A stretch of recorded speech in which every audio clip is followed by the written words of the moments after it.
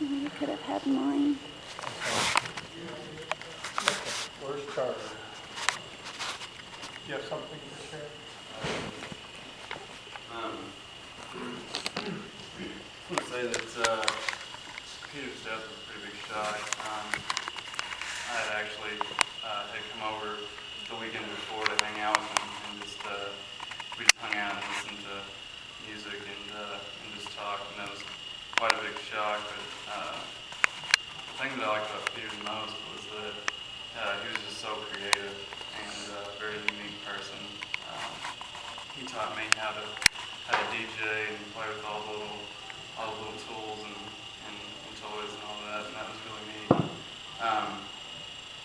He was just a really happy guy, you know, always had a smile on his face. I can still hear that cackle in my head.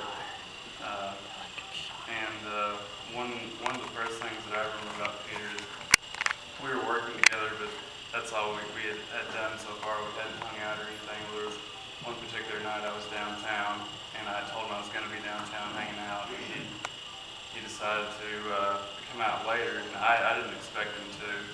And when I saw him, I was so excited to see him. Peter, there you are. I'm so happy you're here. And, we hung out for a little bit, and you know, knowing that I didn't know him very well, he was like, why don't you come hang out with me? Why don't we go and hang out? And you know, some people would be like, well, no, I don't know you that well, but he just had this trusting and loving sense about him. So I just went ahead and went. So my first experience with Peter was that he kidnapped me from downtown. No, I'm really good at that. That was Literally. a really fun time. And he's a dear friend of mine. I love him very much. I love Kristen very much too, and Goku, and just eating Caribbean jerk chicken and beans and rice will never be the same without him. So Yes. just wanted to share that. Thank you, Charlie. Thank you. Thank you, guys. Yeah, I understand he's a great cook. He loves to cook. Anybody else here? Yes. Shelley, something?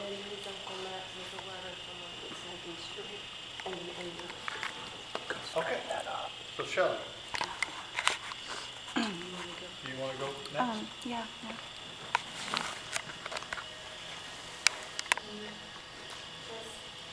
I met Peter shortly after I met Benjamin.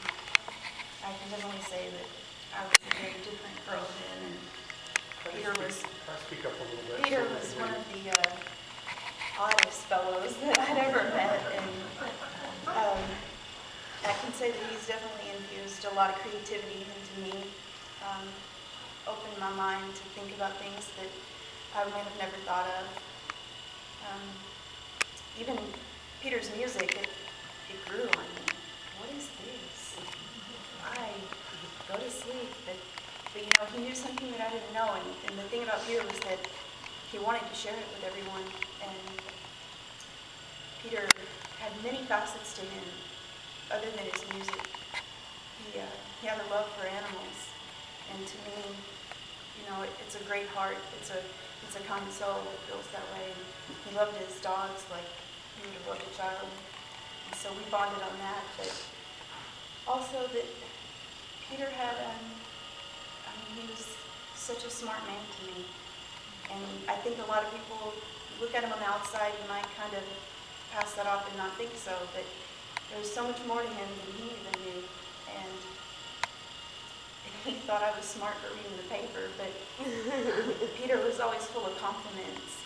He always appreciated things I did or anyone, and I realized the other day that a lot of what I did for him, and that he changed my life because he was an outlet for something that I loved, and that was to create, and that was to do things, and it was for someone who appreciated it.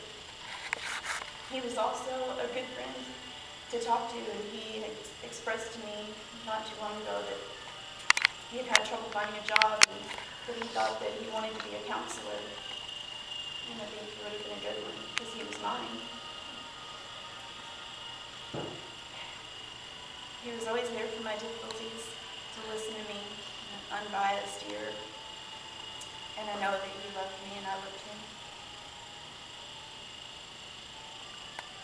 And I was sitting in the chair at home the other night, thinking of him, and I know that he always felt like we saw each other and we connected, even when we weren't in the same room.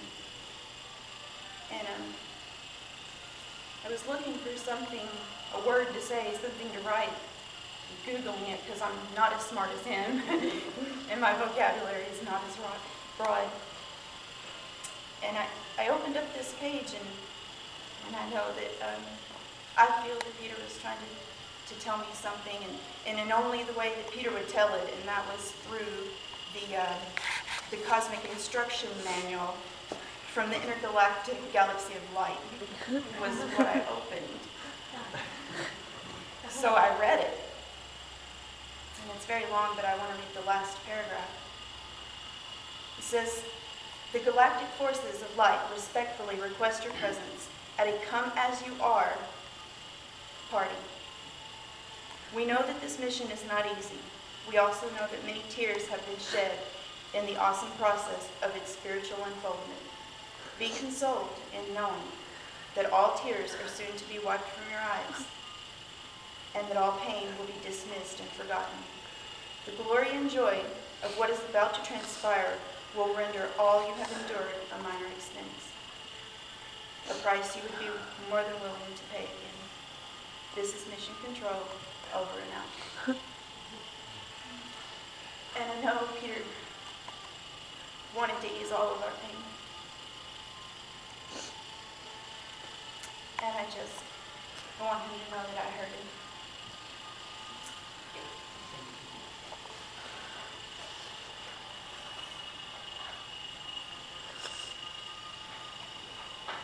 That thing moves. Yeah. And is Peter's uncle. Who's Uncle Matt? That's something to read. Nancy?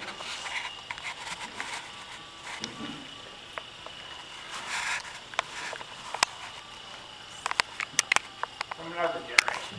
From another generation. But first let me express my gratitude for what I've heard. It was a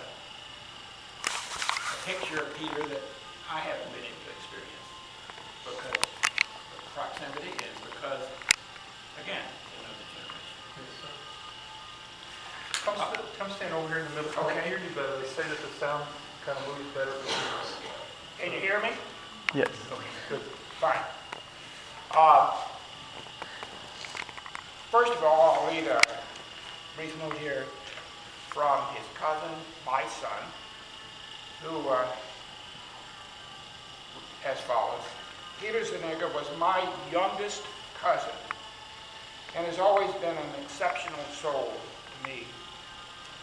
I was 18 or so, just starting college, and because I was just beginning to live away from home at an age that I was realizing just how special my immediate family was to me. And Peter was a toddler, and he was just learning to speak.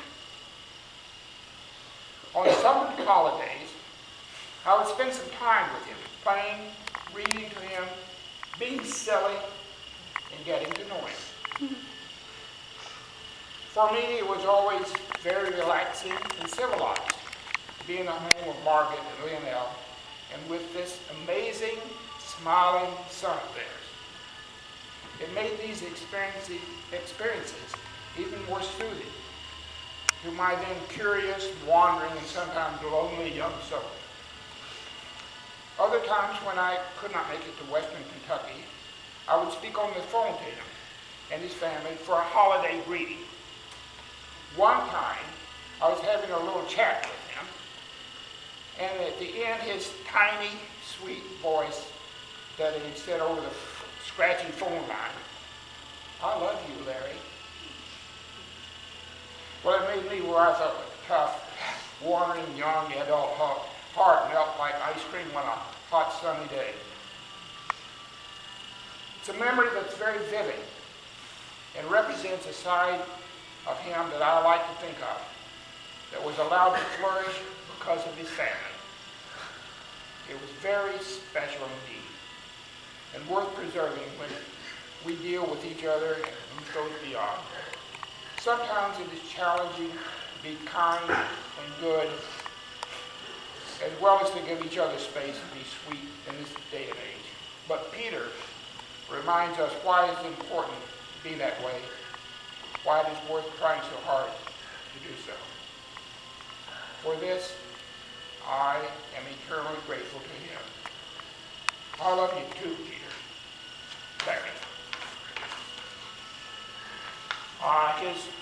Our whole family, from Margaret's side, and I guess I'm one of the reps, are going to miss an exceptional soul.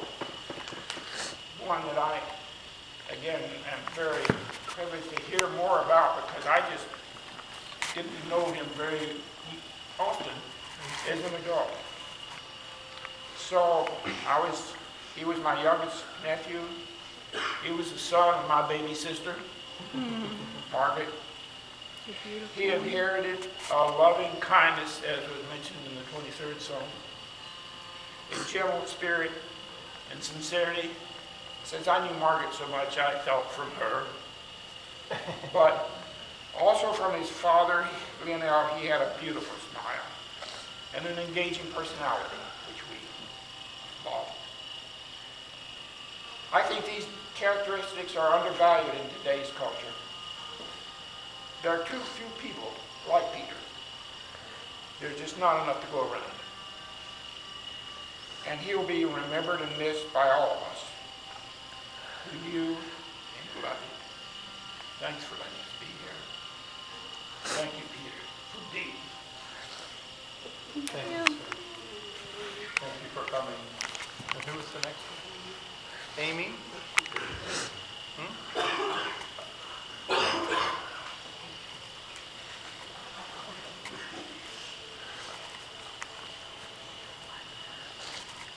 First, I know if Peter was here, he would make some joke about somebody being in a towel and talking right now.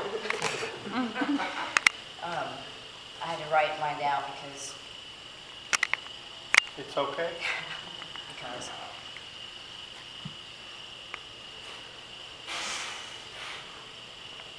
Peter not only touched the stars, but he was and is a star. So grateful am I, as all who knew Peter are, to be connected by the celestial constellation of life and spirit with him. He will continue to shine brighter and with a true and infinite brilliance that very few people are blessed to have. Peter was always so happy to share this beautiful gift genuinely and in such a kind, loving, and sincere way. I hope that each and every one of us, and most especially Kristen, whom he adored and loved with his whole heart from the first instance they met, will share this peace with me each and every time we glance to the heavens and gaze upon what I have always called a Peter Pan sky. I'll miss you, Peter.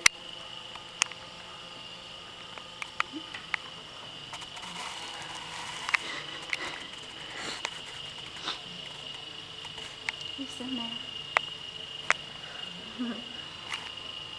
Thank you, Amy. Is there anyone else who would like to share something about the year? Yes, sir, right here. Go ahead, stand.